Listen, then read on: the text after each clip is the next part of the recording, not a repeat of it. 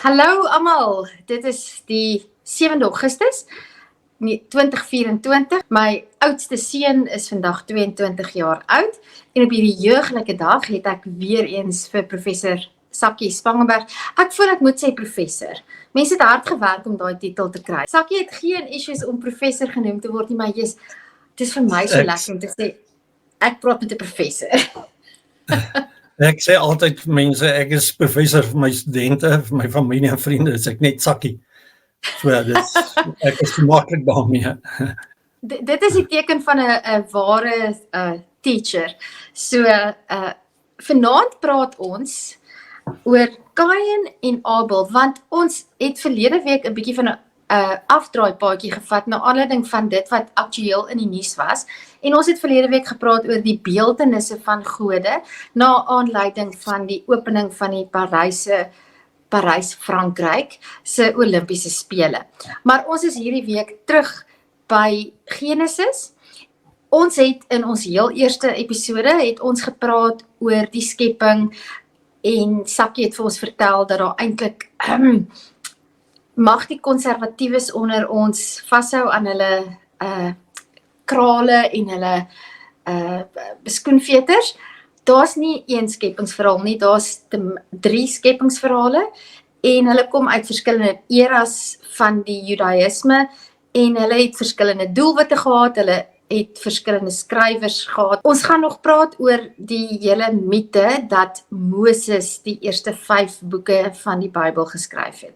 Maar nie vanaand nie. Vanaand praat ons oor Kain en Abel. En ek wil graag begin, Sakkie, as jy my dit sal vergun, om na die Bybel toe te gaan en Genesis, ons lees van Kain en Abel, nadat Adam en Eva nou verban is uit die paradys of die tuin en nadat daar 'n engel met 'n vlammende swaard wat heen en weer beweeg by die tuin geplaas is, het die mens met sy vrou Eva gemeenskap gehad en sy het swanger geword.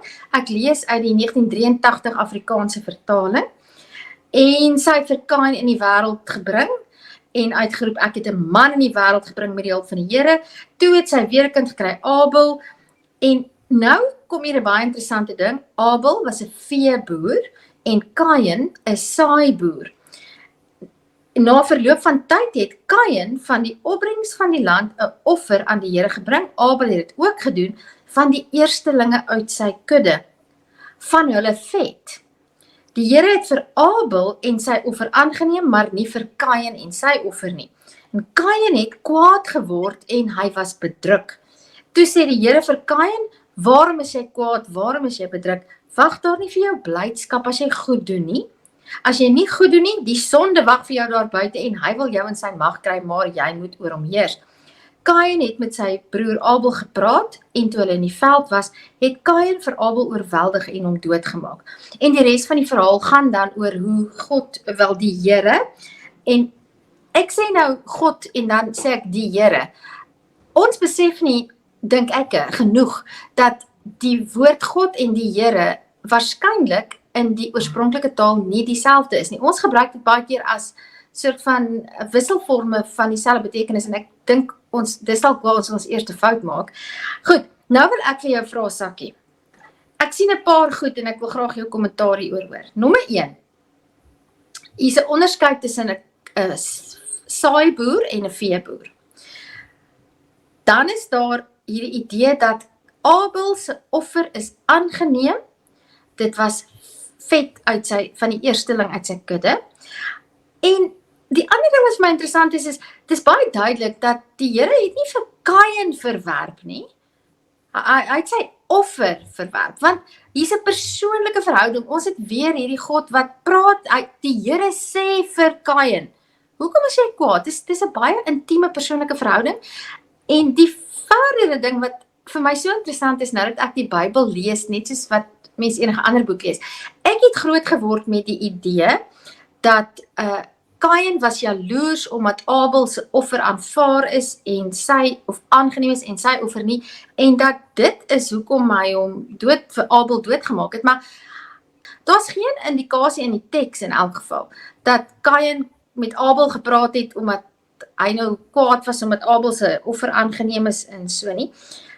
So, kom ons, voordat ons by die laaste stukkie kom van, selfs nadat Kain vir Abel doodgemaak het, het hy nog steeds 'n intieme, persoonlike verhouding met die Here, want die Here sê vir hom, ek gaan jou straf, jy sal 'n swerwer word, maar tog sê die Here, niemand mag vir Kain vermoor nie, en hy kry 'n merk, en Kain het van die Here af weggegaan.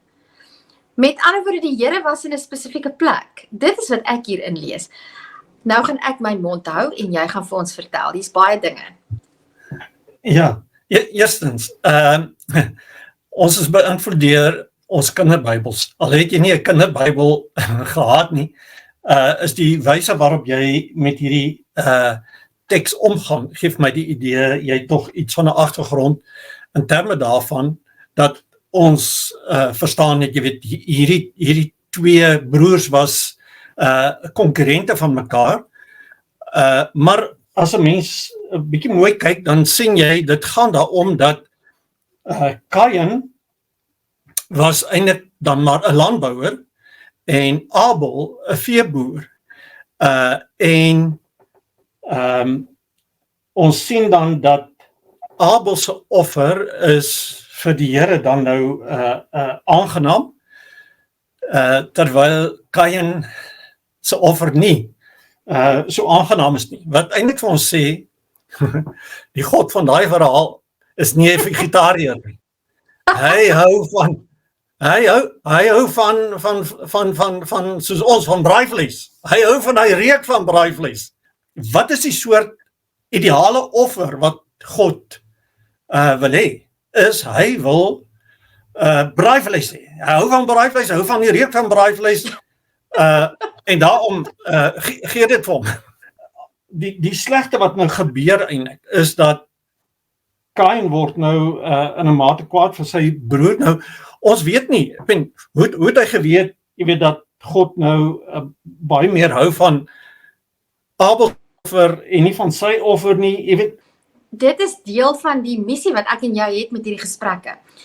Ek het nie groot geword met 'n kinderbybel nie, maar ten spyte daarvan is die prentjie wat in my kop is, en ek kon dit nie self daarin gesit het nie, dat Kain se offer se rook het gewarrel, en Abel se rook het reguit opgetrek. Ja, dis die kinderbybel prentjie. En dis nie, dit staan nie in die teks nie. Ja, dit gaan ook maar bloot daarom, jy het hier twee seuns, en as jy twee seuns het, dan sal maar altyd bietjie van 'n stryd in 'n huisgesin, selfs met twee dogters ook, of 'n dogter en 'n seun. Hulle is maar altyd in kompetisie met mekaar, en dit is eintlik wat die verhaal vir ons sê, heel menslik. Kain is eintlik die eersgebore, hy behoort eintlik soort van die voorkeurbehandeling te kry. Maar in geval, nou maak hy sy broer dood, wat eintlik dan nou 'n eerste groot moord wat hier afspeel in die Bybel. Een mens maak 'n ander een dood. En wat moet nou met hierdie persoon gebeur? En dit is dan wat die God karakter dan hier kom, en hy tree dan op ook as 'n regter. As jy nou terugdink aan Genesis 3, daar die God karakter ook as regter ingetree. Hier is nou fout begaan. Hoe word dan nou gehandel met die oortreding? Nou is hier 'n erge oortreding, hoe word daar nou gehandel? Oog vir 'n oog, tand vir 'n tand. Ken ons uit die latere deel van die Bybel? So Abel moet eintlik doodgemaak word. Ag liewer, Kain moet doodgemaak word. Maar dit wys tog dat dit is nie hoe die regter die reg hier toepas nie. Hy verkies nie die beginsel van oog vir oog en tand vir tand nie. Maar dit is 'n gruwelike gebeure wat hier afgespeel het. So nou verban hy Kain, hy word 'n swerwer.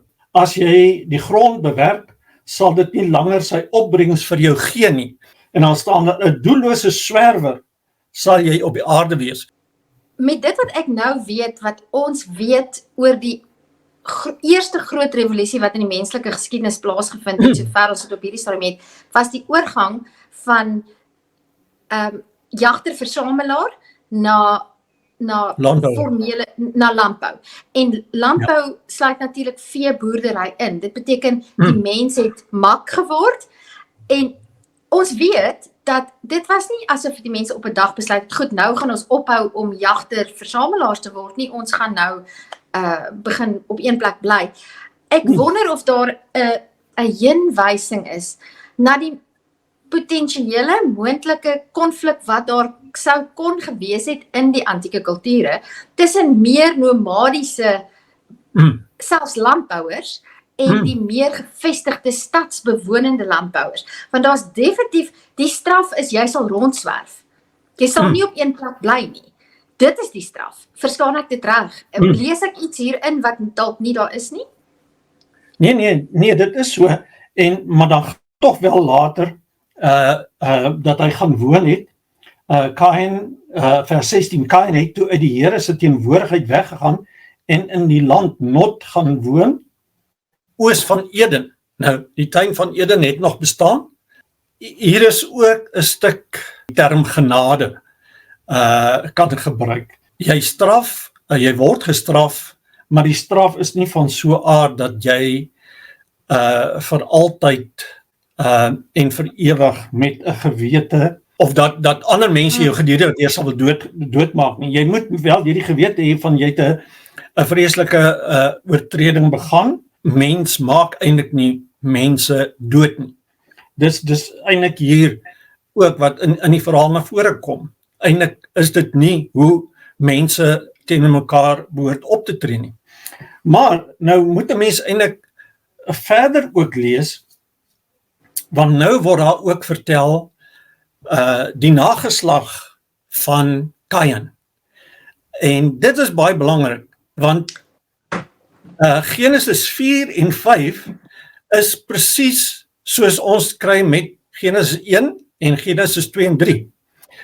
Genesis 1 is die P-verhaal, die priesterverhaal. Genesis 2 en 3 is die J-verhaal. In hierdie geval is Genesis 4 die J-verhaal. Kyk, die God, hoe gaan die God daarom? Net soos wat hy in Genesis 2 en 3, hy loop rond, hy kuier, hy praat met mense praat met hom, as hulle verkeerd doen, dan straf hy hulle, tree op as regter, hy's baie menslik, hierdie God karakter in Genesis 4. Sakkie, wat vir my uitgestaan het, toe ek nou gelees het, voordat ons gesels het, is dat daar's geen aanduiding in die teks, dat hy alomteenwoordig was nie. Want as God alomteenwoordig was, kon Kain mos nie van hom af weggegaan het nie. En is interessant vir my, daar word pertinent gesê, Kain het van die Here af weggegaan. Hy's nie net menslik in al sy omgang met mense nie, hy is menslik in die sin, hy is plaaslik, hy is gelokaliseer. Hy is beperk. Ja. Want onthou nou, die Adam en Eva is uit die tuin. Daai tuin is nog steeds die godetuin. Hy bly nog daar. Hy geniet hy alleen van die vrugte. Maar ja, ek het geweet van die parallelle verhale van die skepping. Ek het later geleer van die parallelle verhale van Noag. Ons kom by Noag. Ek het nooit besef dat dieselfde fenomeen van die priesterlike en die Jawistiese bronne selfs hier sy inslag vind. Ja. Want nou moet jy gaan lees verder, dan kry jy nou die nageslag van Kain, hè? En dan staan daar in 4 vers 15, ek wil dit net lees, maar die Here het hom geantwoord, goed dan, enige een wat Kain doodmaak, dit sal 7 maal gewreek word. Die Here het toe op Kain 'n merkteken gesit, sodat niemand wat hom teken, hom sou doodslaan nie. Doodmaak, wat was daar merkteken? Nee, dit weet ons nie, daar word net gesê, weet ek sal jou 'n teken gee, en nou op een of ander manier moes mense dan nou besef het, ek bedoel, okay, hierdie ou het verkeerd gedoen, maar hy is verskoon, want die regter het vir hom sy straf opgelê om 'n swerwer te wees, maar hy's nie doodgemaak nie. Ons staan dit nie om dood te maak nie.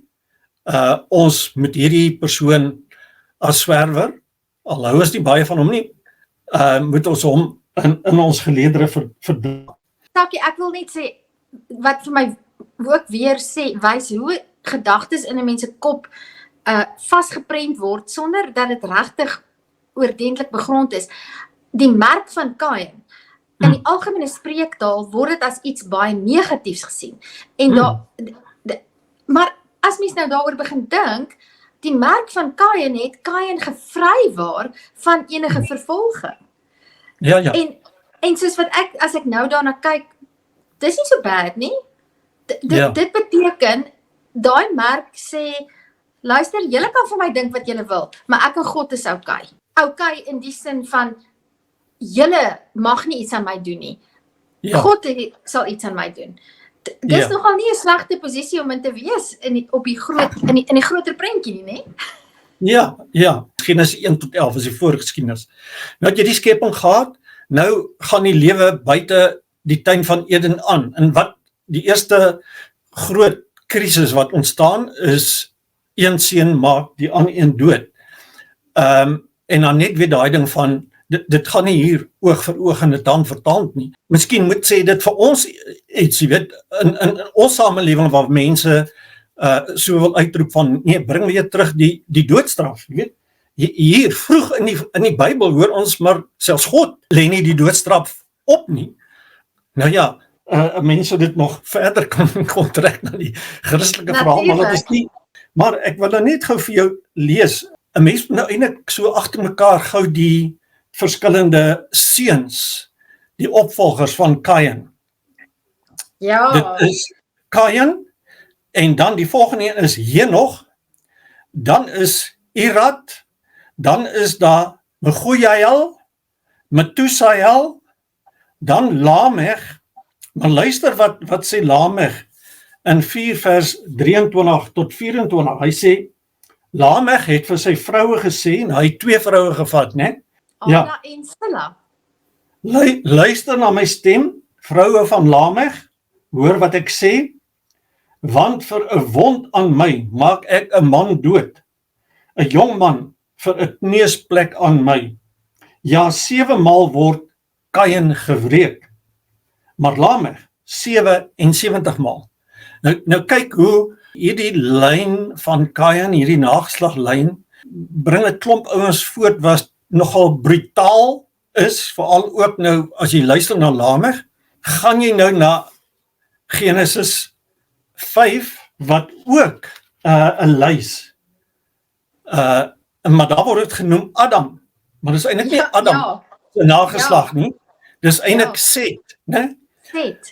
Set se nageslag staan teenoor Kain se nageslag, maar luister nou net hoe begin Set se nageslag in 4 vers 26, en vir Set, ook vir hom is 'n seun gebore, hy het hom Enos genoem, in daardie tyd het hulle begin om die naam van die Here aan te roep. Wil jy sê voorheen? Het hulle nie die naam van die Here aangeroep nie? Ja, het hulle nie godsdienst beoefen nie, maar dan nou net, Kain en Abel het dan nou net offers gebring.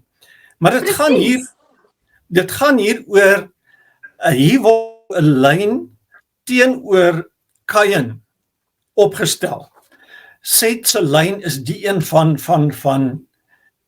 die goeie, en teenoor hom staan die slegtes. Kain se bloedlyn bring al die wreedaards na vore, terwyl Set se lyn is hierdie een van die goeie ouens.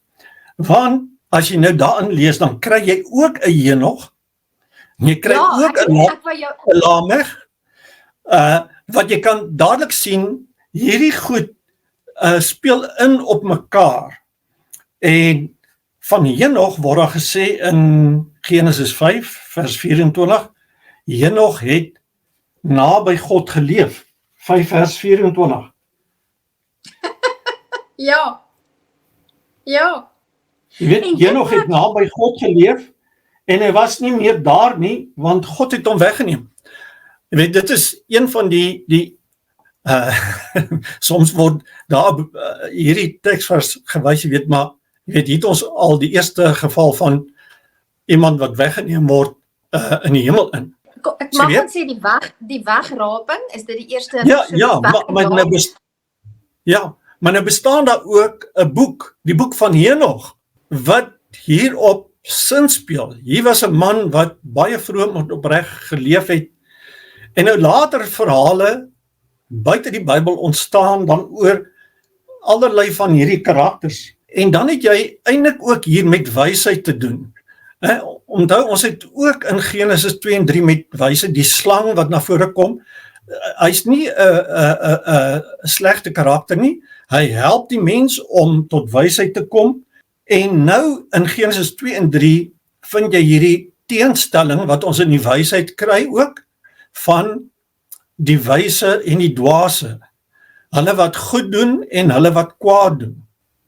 Een van die wyshede is, kyk wat doen God aan Kain, hy maak hom nie dood nie. Hy gee hom 'n teken, en hy gee ook vir Kain, hy sê, neem in ag, jy kan goed doen, en as jy goed doen, dan sal dit met jou goed gaan, maar as jy sleg doen, dan gaan die slegte jou tref. Daar is weer daai stukkie wysheid wat ons ook vir ons kinders uiteindelik leer. Hoe jy leef het 'n effek op ander en op jou eie lewe.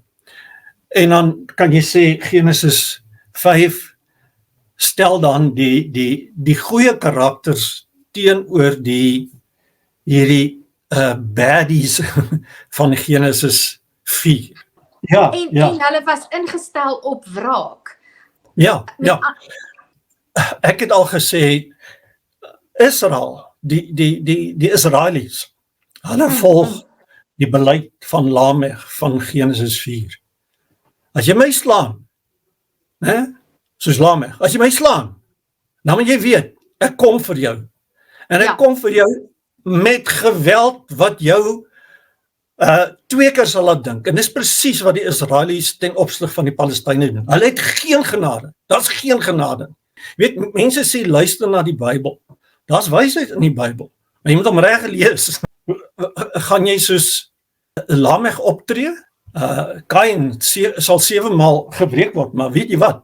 Ek 77. Baie dankie Sakkie dat jy nou vir my daar weer gebring het by iets wat prakties in ons alledaagse werklikheid gebeur, want ons sien dit telke male dat mense net blindelings vir Israel steun in die oorlog teen die Palestynë, en ek wil dit uitdruklik hier stel, ek maak geen uitspraak oor nou hier vanaand, oor daardie situasie nie, want dit is 'n komplekse saak wat oor eeue oor millennia afspeel en uitgepak behoort word, maar dit wat jy nou hier gesê het, is vir my so insiggewend. Dit is nog 'n doelwit wat ons het met hierdie gesprekke wat ek en jy het, is om die Bybel relevant te maak op 'n manier wat dit nie relevant is nie.